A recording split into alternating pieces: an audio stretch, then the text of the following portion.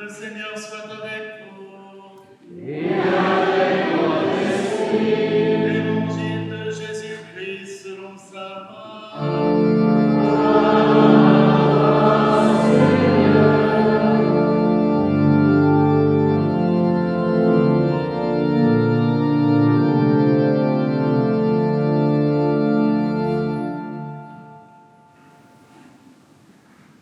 Commencement de l'évangile de Jésus-Christ, Fils de Dieu. Il est écrit dans Isaïe, le prophète. Voici que j'envoie mon messager en avant de toi, pour ouvrir ton chemin. Voix de celui qui crie dans le désert. Préparez le chemin du Seigneur, rendez droit ses sentiers. Alors Jean, celui qui baptisait, parut dans le désert. Il proclamait un baptême de conversion pour le pardon des péchés. Toute la Judée, tous les habitants de Jérusalem se rendaient auprès de lui et ils étaient baptisés par lui dans le Jourdain en reconnaissant publiquement leurs péchés. Jean était vêtu de poils de chameau, avec une ceinture de cuir autour des reins. Il se nourrissait de sauterelles et de miel sauvage. Il proclamait « Voici venir derrière moi, celui qui est plus fort que moi. Je ne suis pas digne de m'abaisser pour défaire la courroie de ses sandales. Moi, je vous ai baptisé avec de l'eau. Lui vous baptisera dans l'Esprit Saint. » Acclamons la parole de Dieu. Louange à toi, Seigneur Jésus. C'est le temps de l'attente, de l'avant. Attendre. Je ne sais pas comment vous faites pour attendre. Une expérience personnelle en attendant le train. Je ne fais que marcher tout au long de la queue. Et des fois, quand ça tarde, c'est pas facile d'attendre. Attendre en marchant. Marcher en attendant. C'est la figure de Jean le Baptiste qui éclaire notre marche toute cette semaine. Jean, le précurseur, marchait dans les chemins du désert.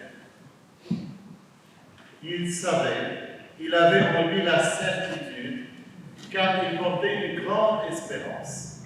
Cette espérance lui disait, le Seigneur va rendre le désert un Éden, à l'image du Jourdain, fertile et fertilisant.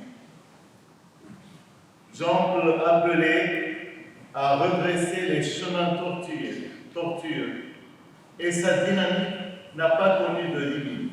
Il criait face au peuple, il criait face aux pécheurs, aux soldats, aux fonctionnaires et face au roi. Jean, celui qui crie dans le désert pour le rendre terre fertile. Il crie dans les villes pour dynamiser l'humanité afin qu'elle connaisse le chemin.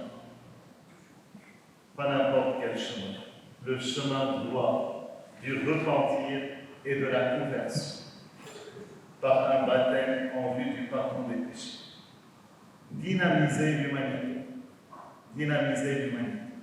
Nous sentons que ce dynamisme, rien ne pourra l'arrêter. Nous visons en attendant la célébration de la fête de la Nativité du Seigneur, en acceptant de prendre le rythme de cette dynamique qui nous fait toucher de la main la réalisation des promesses. Jésus va continuer sur la trajectoire du précurseur et va lui donner son sens plénier. Ce baptême pour la vie éternelle dans l'eau et dans l'Esprit Saint. Alors que nous sentons que nos vies sont encombrées par de multiples superflus. Le pape François nous rappelle notre indifférence meurtrière, alors que le choix est très simple et infiniment grand. Ou bien nous nous gardons nos cœurs de pierre, endurcis par tant de haine, d'esprit de vengeance, d'injustice, de meurtre,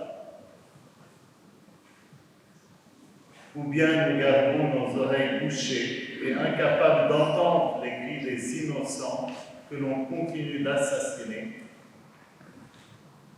Ceci nous paralyse et nous fait rester sur le bord de la route des Jéricho de ce monde, mendiant desséché et vidé d'une charité qui nous dépasse, car elle a un goût qui nous semble amer, puisque notre palais s'est habitué à l'amertume, de sorte que nous n'arrivons plus à apprécier le miel de la miséricorde.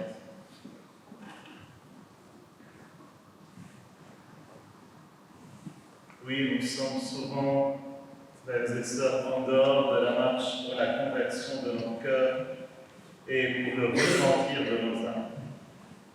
Nous nous entêtons à marcher vers le désert, alors que le Seigneur nous invite à le suivre vers les terres où coule le lait et le miel. Plus encore, le Seigneur nous prend par la main.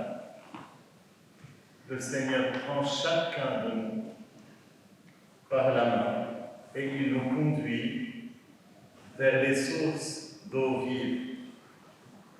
Ceci nous demande un effort de justice, d'amour et de vérité. Jean-Baptiste a ouvert le chemin en criant à la vérité.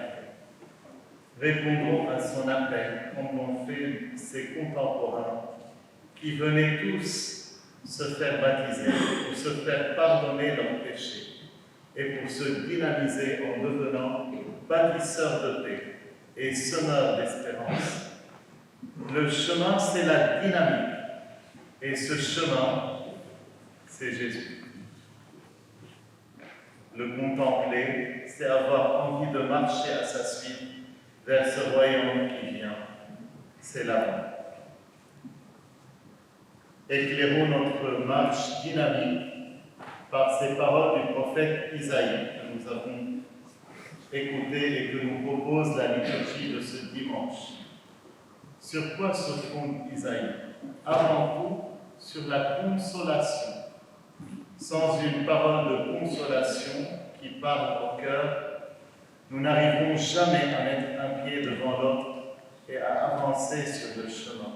Nous sommes paralysés par un cœur de pierre qui refuse toute consolation et qui ne sait plus consoler. Sans consolation, nos fautes ne seront jamais pardonnées. Et vient le psaume 84 qui ne fait que nous mettre en dynamique, car les promesses d'un futur prospère commencent à se réaliser dès aujourd'hui. C'est l'œuvre du Seigneur qui se réalisera enfin. C'est lui qui donnera, qui fera régner la vérité et la justice. C'est lui qui ouvre les chemins droits et qui abaisse ceux qui se croient hautains et forts par l'orgueil de leur cœur. Ce dimanche,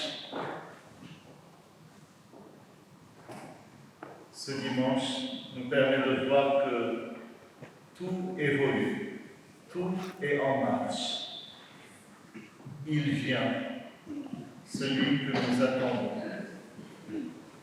Saint Marc, dès le début, dès le commencement de son évangile, nous présente Jésus comme étant Christ, Fils de Dieu.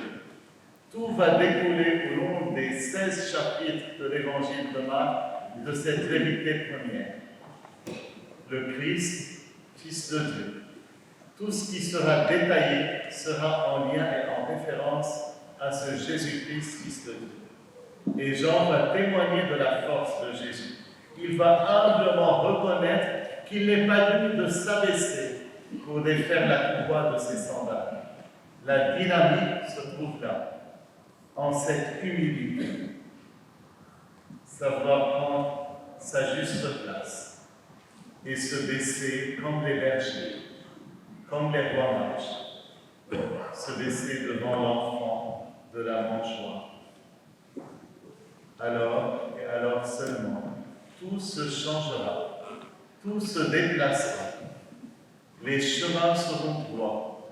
Le baptême ouvrira par l'eau et l'Esprit Saint les portes du ciel. Les péchés seront pardonnés.